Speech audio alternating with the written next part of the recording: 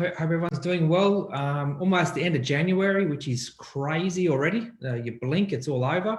But I hope everyone's doing fantastic out there. Definitely. Oh, so Daisy, got an echo. Give me 2 seconds. All right. Alrighty, guys. Now, tonight, I'm planning on going through as many different styles of properties as I can and talk about the advantages and disadvantages of each one. Now, these are what I believe in. This is my personal opinion. It's just general advice. So, you know, it's not gospel at all. But this is just what I believe. And obviously I can't go through every single property available in Australia, but what I can do is I'll just give you through my pointers and what I believe are the good things and the bad things about each property and how they can be good or bad for your own portfolio. Because not every property suits every person. And that's where a lot of people get it wrong with investing, and they go out, buy the property next door, which honestly, it still works, but it doesn't work as effective, and it could cost them more money over time. So the idea is to get the best property to suit your scenario that's going to give you the best return on an investment for what you need. So guys, that's what I'm going to go through tonight. I might wander off a little bit because I love talking about this subject, but let me get started and see how we go. So guys, I've just got to share my screen. Oh, sorry, forgot to say. Hey Scott, how you going? Hey Ingrid. You can ask questions all night. Just remember, in the comments, ask some questions. Don't be afraid to ask questions. I can answer you. And of course, if you have any questions, you don't want to make it public, reach out to us direct, guys. So I'm just going to share my screen with this PowerPoint that Lily helped me put together in our office. Bear with me. I am not the best at technology. All right. So what I'm going to go through, hey Leanne, how are you? What I'm going to go through tonight is just break down individual properties. I'm just checking. Yep, everyone can see this one okay. And yeah, just go through what I think will work for each individual person. So guys, so the first one I'm going to talk about is apartments. Now, apartments or units, some people might call them as well. They have... they're not my favorite style of investment, but they do suit some property investors. So I'm going to go through what I believe are my advantages and disadvantages of apartments or units. So normally, this is one thing I do love about apartments. They can be centrally located right next to a train station, right next to a shopping center. I love that part about apartments. And so what that does is you basically have consistent tenancy because you're in the middle of the infrastructure. And especially some apartments, especially in Sydney or Melbourne, I've seen it as well, they don't come with a car space whatsoever. So your tenant might not have a car, and that suits them perfect. Opportunities for tax deduction. So what we're talking about there is apartments normally have high depreciation. So if you buy a new apartment, a brand new apartment, you will get high depreciation benefits from that apartment because they take into consideration all the common area as well, because you are a part owner of the common area. Less maintenance required because it's all handled by the body corporate. Tenants feel more secure. So what I mean by that is most apartment buildings have some form of security, whether it's the garage, whether it's just the entryway. So for tenants, especially if you're a single male or female, you're a lot more secure in your apartment if you are tenanting that apartment. A lot of tenants like that security aspect. And limited land tax liability. So depending on where your apartment is located, the land content is less. Now, some people believe in buying land, that's what you have to do, but I'm not a big believer in that. It's about buying the right property for your portfolio. But because you have the lands all cut up between 20, 50, 100 apartments, your land value is less of the property. So what happens is if you're in a position, and this is a good position to be in, where you're going to be paying land tax, that will limit how much land tax you'll pay. Of course, get accountancy or advice or speak to the Office of State Revenue in your state. Okay, so that's what I like about apartments. Some things I don't like about apartments is the bigger the building, the higher the strata fees, especially if it has a pool, a gym, and 1 elevator, 2 elevators, 3 elevators. that can be very expensive strata fees. I've seen them up to $2,000-3,000 every quarter. That's like $10,000 to $12,000 for the year. So for me, I would live in an apartment. I would love to live at a penthouse in an apartment with no lawn, no fuss, just go home and relax. But from an investor's perspective, that's dead money getting paid out in strata fees there for an apartment, that is. Arguments over the maintenance and cleaning of the common property. So because you do have a pool area, you do have this, you do have these common areas, sometimes if there's a lot of owner occupiers in the apartment building, they kick up a bit of a hoo-ha, and you have to have an annual general meeting just to talk about the cleanliness of the common property. I don't know. I'm too busy for that sort of stuff. I'm not sure if you are. Issues with the record keeping, budgets and strata fees. So as a strata company, they have to be regularly audited. So you want to make sure your strata company is looking after your money safely. So I've never come across an issue, but they can happen. You've got to be careful of that. And of course, enforcing rules. So say, for example, no pets are allowed in an apartment and someone has a pet, the property manager and body corporate strata manager all have to get together to enforce that rule of that the bylaws are not allowing pets. So that's very important to have a good strata manager in place and of course a good property manager in place. And for some apartments, it does have a limited market for resale. So you might get a studio apartment, and of course that's not open for every single person out there. So you do limit your potential for resale there, guys. So that's just on apartments. The next one I've got is townhouses. Now, I'm a fan of townhouses. I'm currently living in one of my investment properties at the moment in between houses, and there's a townhouse, and I'm actually loving it because I go home, I've got a small courtyard, and I've actually put artificial grass in my courtyard so that I don't even have to start a lawnmower anymore. So townhouses are basically where you have 2, 3, 4, 10, 20 properties all lined up next to each other. A lot of them have a common wall. Townhouse complexes range from anywhere as low as 4 or 3 right up to wherever you want to finish, 100, 150 townhouses in Sydney. I've seen them up there as well. Some of the advantages of having a townhouse is it does have a lower purchase price than the traditional houses in that area in most cases. They're easier for maintenance, like I just mentioned. I go home and I just don't have to worry about any yard maintenance really whatsoever.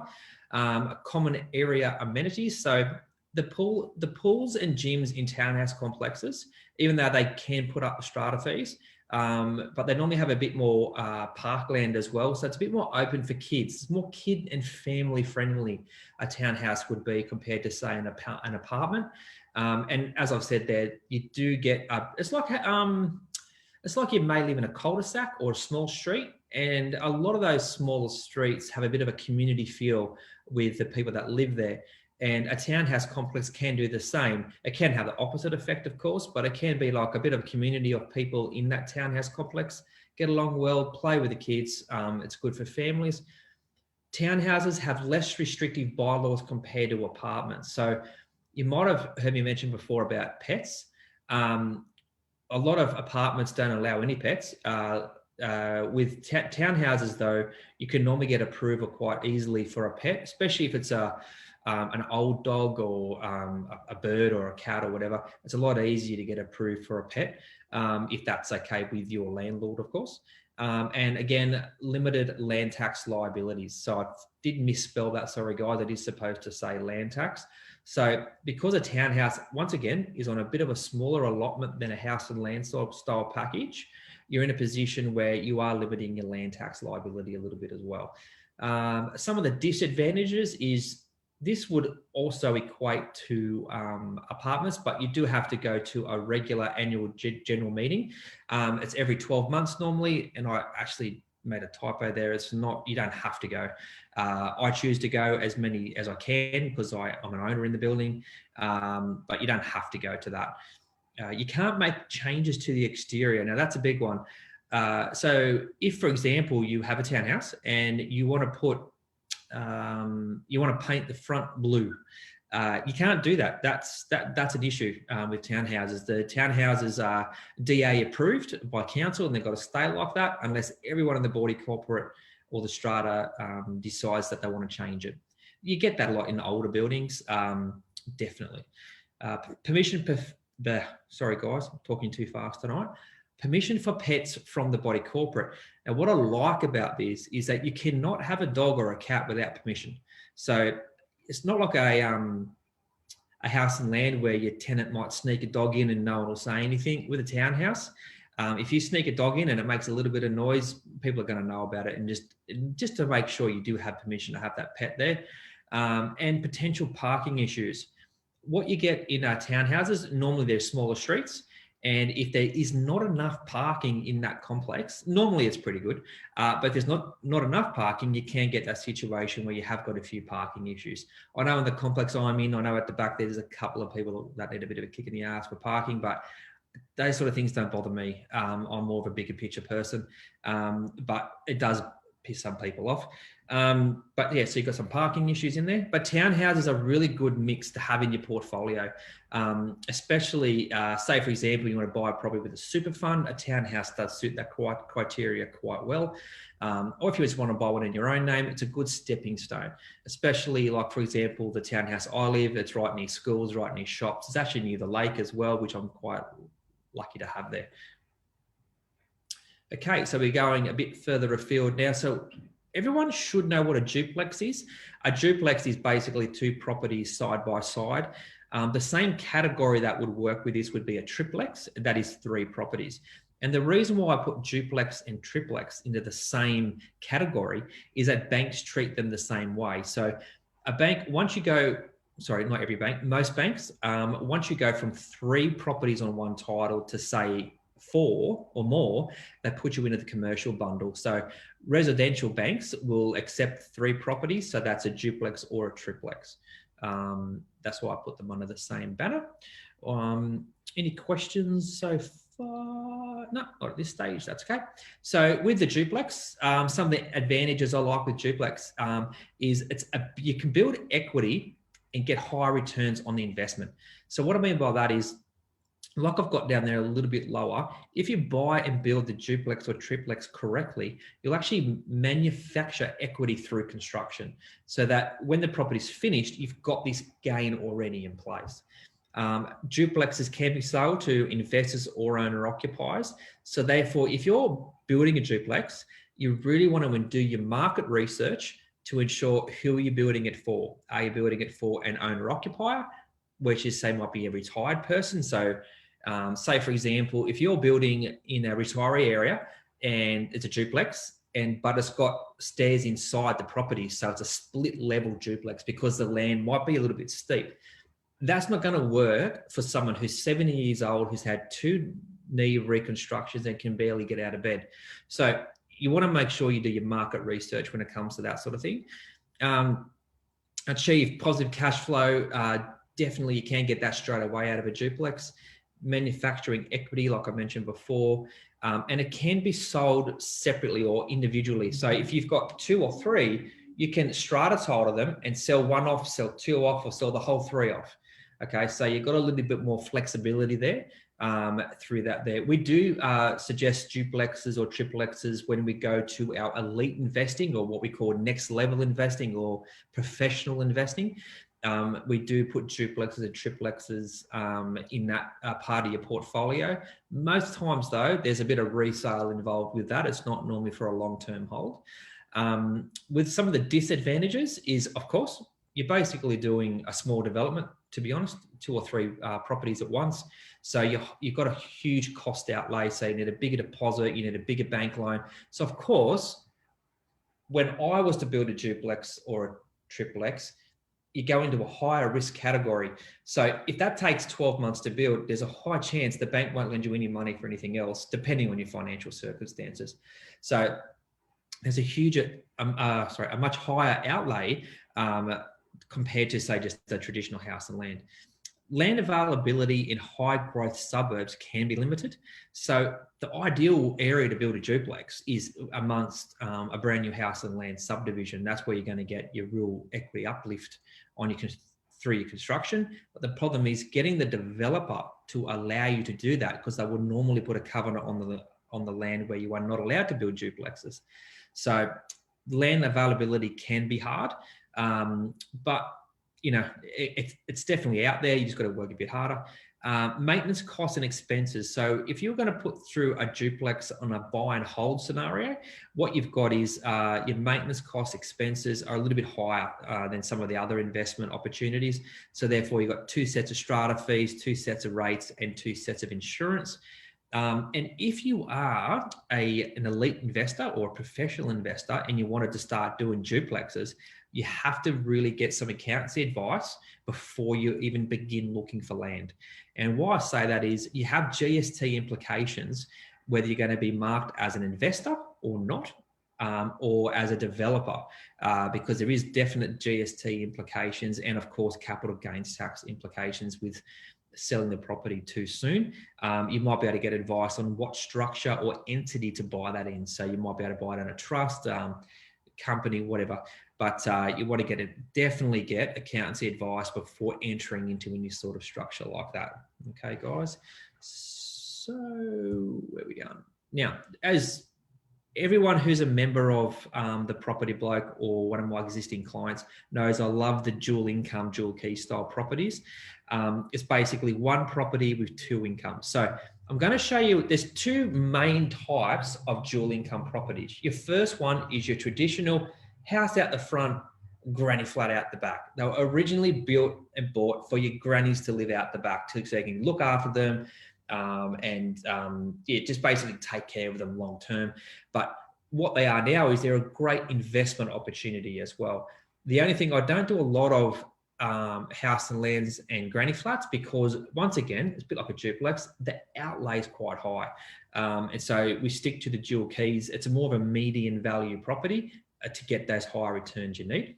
So dual income, I'm just going to show you, for you guys that are listening, sorry, guys and girls that are listening and don't know what a dual key property is. I'm guessing everyone knows what a house and granny flat is, but a dual key property is it comes under the same council ruling, where here, I'll just get my mouse, here on the left-hand side, you have 1, 2, 3 bedrooms and a single garage.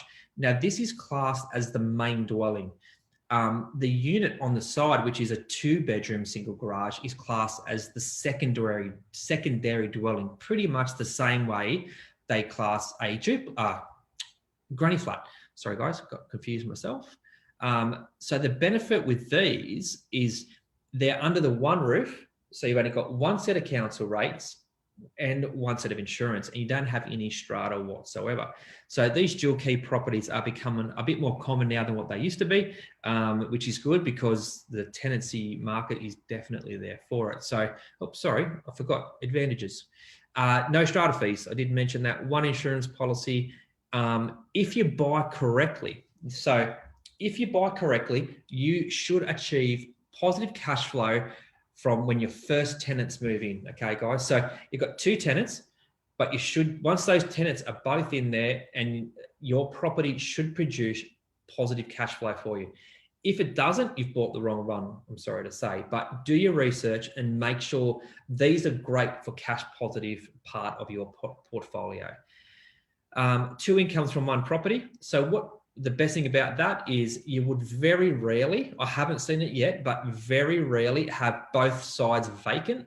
You would probably have maybe one side vacancy for a short period versus the other side, and so on. So because you've got 2 people there, wider market for tenancy. So because your dual key properties are in the lower bracket with rent, you're going to get a lot more applications, a lot more potential tenants to rent your property.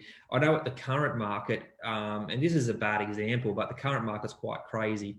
And I think for those of you who do know me, I am a shareholder in a real estate, and we did put a dual key property online. And I think, I can't exactly know the numbers, but it was like 30 inquiries in the first night. Which is crazy. And of course, that just went on day after day. We ended up having to take it down.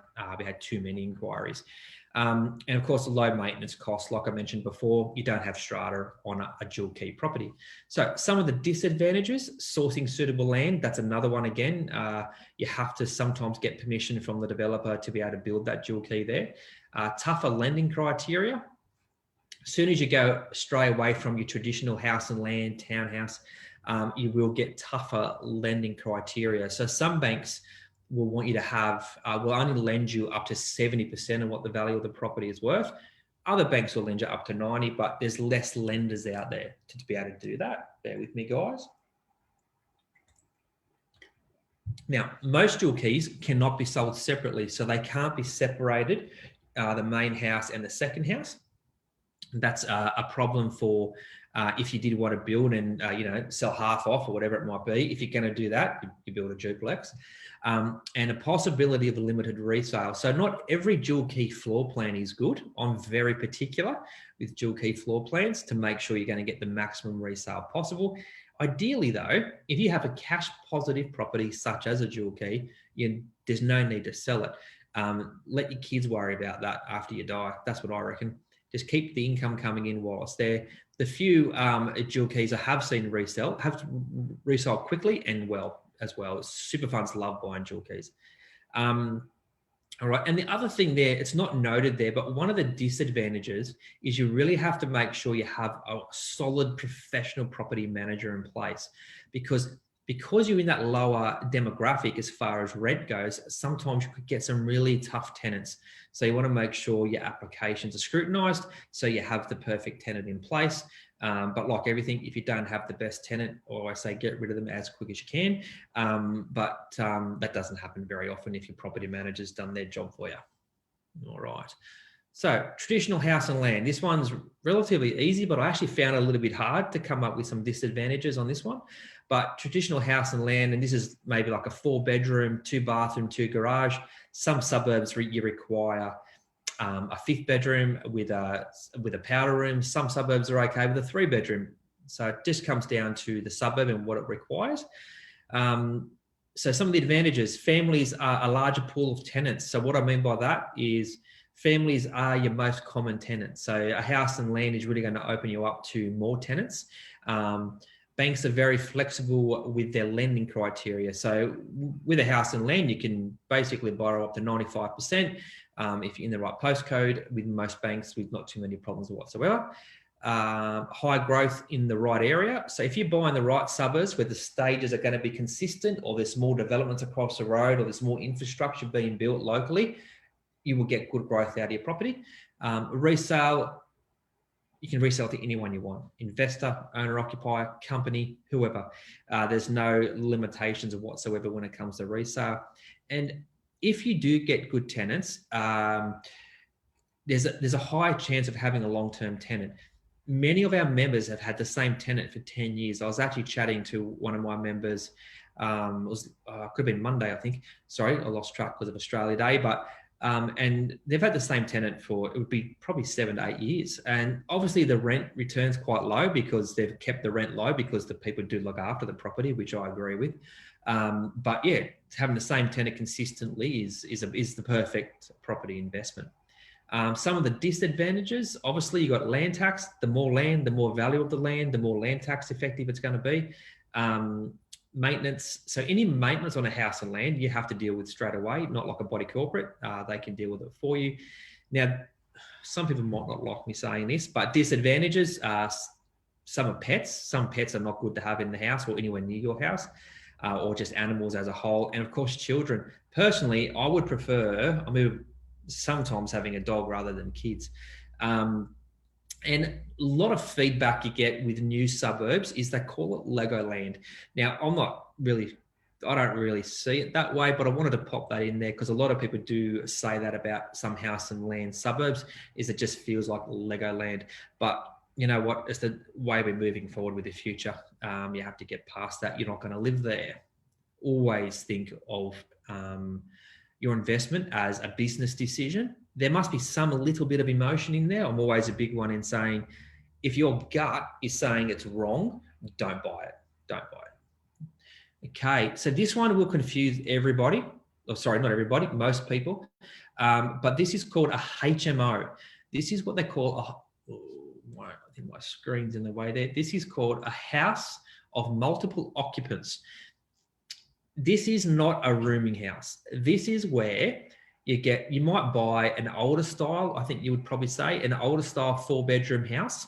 And what you do is you manipulate the floor plan, you move all the walls, and you come up with individual studio, basically rooms inside the house. So as you see, I've got a floor plan here, and feel free to zoom in if you can't see it. I have cut it off the side, sorry. But this here, basically, you've got one bedroom, small lounge room, and a kitchen, right? And you normally have, which I can't see on this plan, is a shared laundry. There's normally one part of having a common area. It's normally a shared laundry, but realistically, it's 4 individual little houses inside the one big house. You're going to see a lot more of this coming along. It's not for everybody. I personally have not done this at this point of my investing career, and the only reason is it's a lot of hard work. But for me, it's something we're looking at for our members as well, especially as some of the properties are reaching up to 20 years old, and this can happen for them. And we're changing the rent from, say, $400 a week right through to, say, $1,200 a week. Especially if you're entering retirement, you might want to play with your property to make it look like this. But HMOs, house of multiple occupants, it's becoming more common in Australia. The first time I seen this was in the UK, which just works fantastic over there. Oop. So Daisy, I'm lost. There we go. Okay, so house of multiple occupants. Advantages, they have huge rent yields, massive rental returns, and huge positive cash flow. You have individual leases for each room, a bit similar to a dual key, how you have 2 tenants. That floor plan I showed you before, you have 4 tenants. So for you to have a full vacant property, would be very rare, or you've done this renovation to the wrong property in the wrong area. Less exposure to rental arrears. Because the rents are lower, you will have less rent arrears on there. There is huge demand for these properties. There's massive demand to have your own little unit on a ground floor in a house. People sometimes don't want to live in apartments. They want to feel a bit more homey. And these house of multiple occupants are fantastic for that. Some of them come with common areas such as lounge room, common areas such as kitchens. The most common thing you see, though, is a common laundry and individual kitchenettes in each room. Depends on your council and depends on your state you're doing it in. And like everything, it's a wider market for tenancy because you're in that cheaper bracket. Okay, disadvantages, limited capacity to what you can do with it. Resale will definitely be a little bit different. I've never seen one resell, to be honest. But this sort of property you probably don't resell. This sort of property I would hope that you would hand that down through the generations of your family. There's no reason to sell it. If you set yourself up properly for positive cash flow and you have income coming in, there's no reason to sell your assets off. It definitely has higher startup costs. So for a 4-bedroom house to be remanipulated into 4 individual studios could cost upwards of $100,000. So, and of course, exactly there, you have to furnish it as well. So that's definitely a relatively large disadvantage that I personally haven't got my head around yet. Council approval, you can only do this in certain areas, in certain councils. You can't, please don't go out and do this to your investment property down the street. You're going to get your ass kicked by the council. You have to have it council approved, especially with fire. Fire safety is a big one with these HMOs. Loan approval is limited to certain lenders. And the main reason to that, it's a new product. It's a new product in the investment market. Banks are just new to it. It's like the dual keys. Most banks are now doing dual keys, no problems whatsoever. But there for a while, there was a limited lenders lending money on dual keys. And of course, as there become more and more dual keys in the marketplace, everyone starts to relax.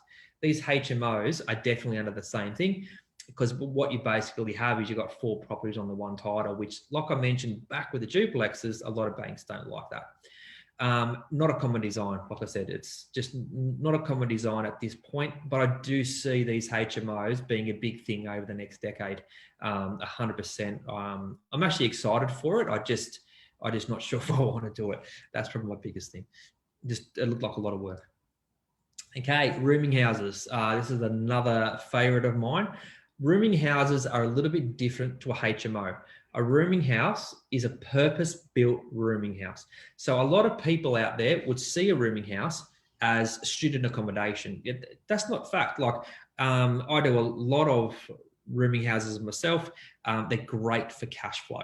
But the one I showed you before was a purpose-built rooming house. So they would be built purely by council as a rooming house and approved as a rooming house. The advantages are cash flow, huge cash flow with the rooming houses. Of course, you've got the income to further your portfolio with that cash flow. There's always huge rental demand because the council will only let you build it where the demand's going to be. Obviously, close to a university is the most common one, but I personally prefer not that because the way COVID is a pure example where overseas students couldn't come to Australia. I'm pretty sure it's next year they're coming back, and that would have put a lot of problems with student accommodation. So, because a lot of universities have on-site accommodation as well. Individual leases, limited vacancy. So, rooming houses. How many bedrooms do you get in a rooming house? They can range from 4 to 20. There's no real limit. It's only really down to the council, because in some rooming houses you've got limited parking because some people don't need and or don't have vehicles. And depreciation benefits with a rooming house. If you build a rooming house brand new, of course, you've got all those brand new depreciation benefits. But on top of that, every room has furniture, which is more depreciation benefits again. So it can be huge. That's why I personally do a lot with brand new, purely because of you need that depreciation to offset the cash flow. Otherwise, you're just going to pay the tax man to go on holidays every single year. You really want to limit how much tax you pay legally to ensure you get the best return for yourself. Disadvantages of 100% higher startup costs. Depends on how big your rooming house will be, but then you've got fire safety, council approvals, and of course furnishing as well. But don't be put off by that. Depends on the stage of your portfolio. It's definitely something to look at. Doesn't work in all areas. Of course, you need the transport and infrastructure. Higher tenant turnover. That's 100%. You will probably turn over tenants every year without fail, sometimes every 6 months. But because there's such a high demand, they fill pretty quick anyway. Shorter lease terms. Property management fees. So if you wanted to do a rooming house through a property management company, you'll probably find they charge you a higher property management fee of 10% plus, sometimes up to 15% to do that for you. Now, when you do your numbers, you'll probably find it's still relatively high cash flow anyway, but property management fees can be quite high on a rooming house, which is fine as long as it works. Limited lending criteria, like I mentioned before, it's not a common property in Australia. So with a rooming house, you've got limited lending criteria. So they'll want a loan to value ratio, so a bigger deposit. And you'll find with most banks, a lot of rooming houses are returning 15 to 20% returns on investment. But the banks will limit you to 6%. A lot of banks' policy is they will not take rental income more than 6% because they don't believe it can be consistent. And in some cases, they treat the rooming house as a commercial property, which you don't want. You want it to stay residential or in between commercial, residential as far as the interest rate goes. And cleaning common areas. So with a rooming house, for example, you have to get a cleaner in there to clean the common areas. And if there's any grass or lawn, you have to get a lawnmower person in there to get that done as well. So it's an add-on cost, but if you do your sums and it works, go for it. There's huge demand for rooming houses out there. Then we go into commercial. Okay, so we're out of the residential style market. And as you'll see there, rooming houses is sort of hedging on commercial anyway. With commercial, as you see here, there's like a factory bay. I've currently got 2 of these, but I'm an owner occupier with commercial. I don't rent my commercial properties out.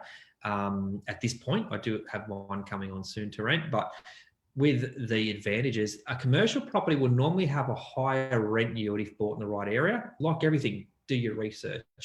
Longer leases, you'll normally have anywhere from 5 to 10 year leases. So they normally rate them in a 5 and then a 5-year option, or a 3 and a 3-year option. That's what I've done in the past when I've had to rent commercial space. Portfolio diversification. with commercial being a little bit of a higher risk, I wouldn't delve into that straight away personally, but it can be good to be part of a diversification within your portfolio. Lower or zero outgoing. So depending on the requirements from the lease that you have in place with your tenant, say for example, when I used to lease a commercial property, I think it was 9 years we leased it for, 3 and 9 years.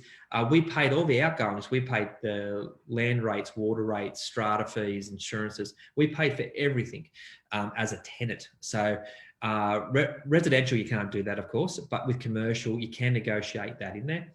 And you honestly have more power as a landlord. That's probably the one thing I love about commercial. And rooming houses are pretty much the same there as well. They don't come under the Property Stock and Business Agents Act in New South Wales, for example. So if your tenant is more than 30 days behind, you can physically go there, change the locks with no notice, lock them out, end of story. Some of the disadvantages are complicated lease terms. Common, you will have a solicitor involved with the lease because it is a 3-year lease.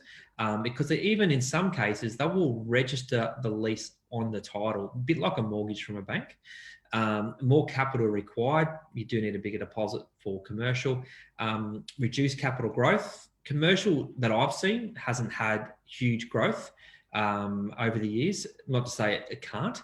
Every property can, but it just probably a bit less capital growth. Economic conditions and infrastructure effects. That's right. So say, for example, I was driving to the Gold Coast last week. As you all know, I did my live from the Gold Coast last week. And the Pacific Highway from Newcastle to the Gold Coast is pretty much all open now. And all those smaller towns that may have had the holiday traffic coming through have stopped. So that's a infrastructure change that has affected that area. And of course, in between tenants, you can have extended vacancy periods where you'll probably could be vacant for months if there is a bit of a lull in your marketplace. And one other thing I wanted to say, I've seen it twice happen where in a commercial property is you're dealing with commercial tenants. So I remember seeing a news article where a man had not paid the rent for 12 months for tyre storage. Like old tyres. He would pick up all the old tyres, throw them in this vacant land where he was paying rent for the land. He left all the tyres there and didn't pay the rent. And it cost that landlord over $1 million to get rid of all those tyres. Another one I've seen was, it was one actually in a complex I was involved in, and it was like a cold storage company went broke, and it cost that landlord a lot of money to remove all the cool rooms that were in place. He basically had to renovate his commercial property, and honestly, it'd be in the hundreds of thousands of dollars he would have paid, and he did a lot of it himself as well. So commercial is great, but your risk levels are starting to increase once you go in a commercial space. Definitely 100% riskier. All right, retail space for all you ladies out there, and men that love Tiffany. Retail space is a prime example of what can go right and what can go wrong. So retail space is normally within, obviously, our retail outlet. Some of the advantages are you get higher returns on the investment, of course, longer leases, smaller deposits, lower rates and other expenses because you would normally within some sort of shopping complex, and can be purchased at a low cost. So you can get some really small retail shops to buy. Just because it's cheap doesn't mean it's good, but you can do that. A lot of the disadvantages are retail investments are sensitive to economic conditions. And for me, COVID is the massive example there. So many shop fronts have shut. Retail space is something I would never invest in. Economic conditions can really affect the retail market. And this is not to offend anybody, but you get a lot of mum and dads out there that think they're going to go open a quick little shop around the corner. They're going to make lots of money, and they end up shutting after 6 months. It's a common thing that happens. If you've got no demand for your product online now, why open a shop front? So that's one thing I don't like about it as well. Changes in the area can be detrimental to the property. Definitely changes. A prime example there is where you get an old area And all of a sudden, say for example, you have a 2-lane road is the main drag, getting too much traffic. So they create one way to be a bypass and the other way goes right through 2 lanes. In that scenario, sometimes they take all the parking away off the main street. So if your shop's on the main street, the parking's gone. There's gonna be no foot traffic to your tenant's property, which of course leads to vacancy. But like everything, you see a lot of, especially now, like from when I was a kid, a lot of retail spaces were in the main street. Like your mum would go to each shop in the main street, the chemist, the butcher, the fruit and veg, your Coles, or I think it's called Jules or Franklin's or Fleming's back in the day. But now, because of your big shopping centres are being located way away from those areas, a lot of these retail spaces are turning more into business districts. And a big one for there is Gosford, for example. When I was a kid, that was the place you went to go shopping. But probably, how old am I now? 20 years ago, it started to change into more of a business district. And it's going a lot better now than what it was, but it did go through a lull for about 5 years there in that retail space. Lender limitations, definitely, and competing with the giants. You got Lendlease, Westfield, all the Stocklands, all those huge retail people that have managed funds like investors left, right, and centre. You can't compete with that. You just can't. Never say can't. Very difficult. All right. Okay, so I think we've got one left, guys. The big one, industrial. So industrial, as you see here, is huge. There's no limit to industrial. You've got massive factories. Looks like some sort of mining or concrete or something. I've got no idea. But industrial is what I call the top level. I would never buy an industrial property to rent, but it's because I've got huge outlay. So advantages: industrial real estate offers a variety of property types. Stronger leases. You would normally have leases with big companies. Doesn't mean they're going to pay. Investment stability for the long term if you've got a good tenant, and you don't need to worry about presentation of the furniture. Normally, industrial is just a store, like a logistics area or whatever it might be. And of course, you've got the long-term cash flow. Disadvantages is less availability, very high purchase costs. So depending on the size of your industrial property, you could end up with a very high purchase cost. Time commitment involved with getting all the lending and everything together there for an industrial property. And you'll always need professionals when it comes to industrial, not just solicitors. You'll definitely need accountants, solicitors, quantity surveyors, everything involved with industrial. And of course, industrials can have huge vacancy. I'm talking years, not months, huge vacancy periods, to the point where the grass is grown, we can't even see the property almost anymore. So industrial, I wasn't going to put industrial into this presentation, but I thought I would because I thought people might ask. I'm sure I may have missed a couple of properties in here, guys, but I just want to give you a quick rundown of what I believed was advantages and disadvantages of different styles of properties. Hello again. Because everyone has different comfort zones, different risk levels. So you really need to know where you feel comfortable with what style of properties. Then take that, and does that suit your property portfolio? Do you need cash flow? Do you need growth? Are you a big risk taker? Are you a low risk taker? All those things are very important when choosing the property for your portfolio. Alrighty, guys. Now, guys, do we have any questions? Now, like every week, we always say you can pop in. Jess has in the comments there, Jess has put my 15-minute call link. You can click on that, book it in my calendar if you need to have a chat for 15 minutes. If you have a question and you do not want to put it public, just give us a shout out, reach out to us. Now, guys, do you have any questions before we go for tonight? Everyone's a little bit quiet again tonight, still hungover from Australia Day, I'm guessing. So, guys, thanks again for watching. Now, next week, I have totally forgotten what I'm doing next week. Sorry, guys. I think I'm doing a case study, but let me get back to you on that. I'll shoot a live out tomorrow or Friday afternoon to let you know what I'm doing next week. Sorry, I can't remember. And yeah, I hope you all start the rest of the year off. Now, Australia Day is normally that sort of time of year where most people are hooked back into work, kids go back to school. I'm sure a lot of mums and dads are out there very happily to see their kids go back to school.